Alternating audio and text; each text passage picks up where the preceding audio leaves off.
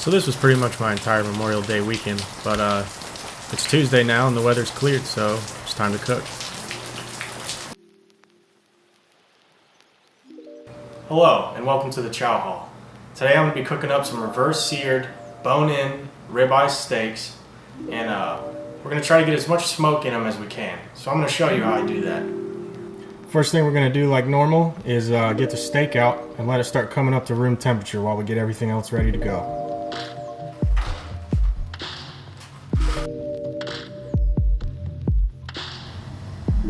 Alright, so the first thing I'm going to do is put my smoker on, high smoke. This is so it has plenty of time to come up to temp. I'm going to be using a smoke tube, so the next thing I'll do is get some pellets in there. These steaks won't be on there very long, so you don't really need to put a whole lot in there. Next thing I'll do is get a flame going to get these pellets lit.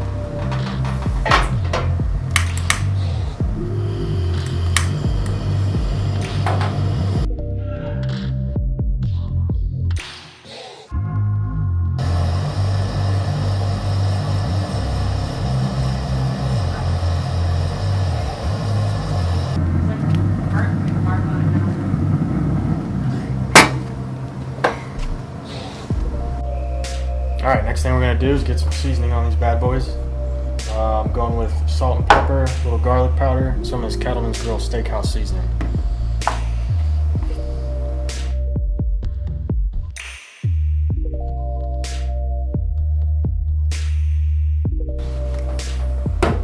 Then I'll hit the other side once these are on the grill.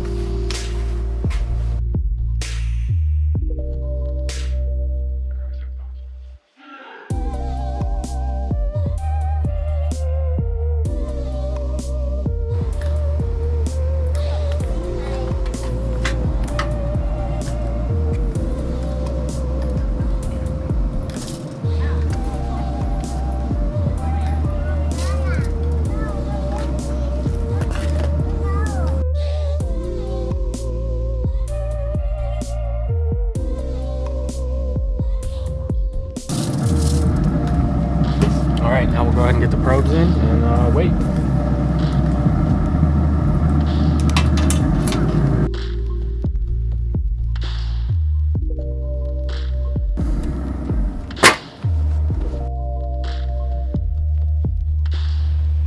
Once the steaks reach about 75-80 degrees, go ahead and give them a flip. This will help ensure an even cook.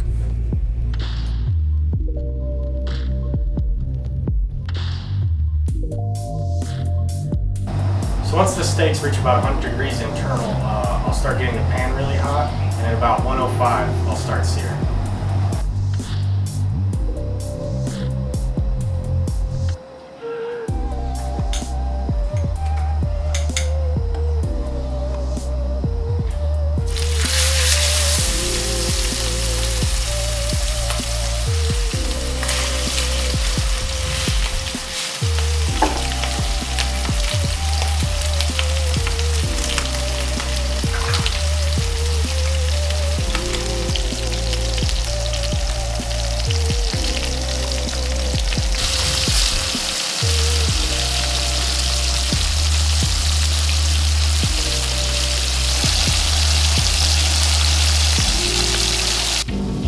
I tend to pull my steak around 125 to 130, that range. After the rest, it should be about medium rare.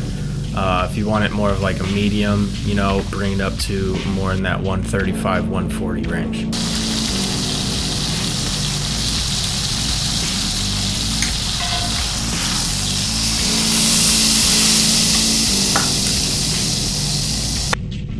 So yeah, once you've pulled the steaks, let them rest, tend them loosely with foil, and give them at least 10 minutes to allow those juices to redistribute. This will ensure a better end product. While these weren't sitting in the smoker for a very long time, I do think that the addition of a smoke tube helped really boost that smoky flavor. It wasn't overpowering, but it was definitely there, and it was delicious. If you'd like to see more Chow Hall cooking, please like and subscribe. Thanks.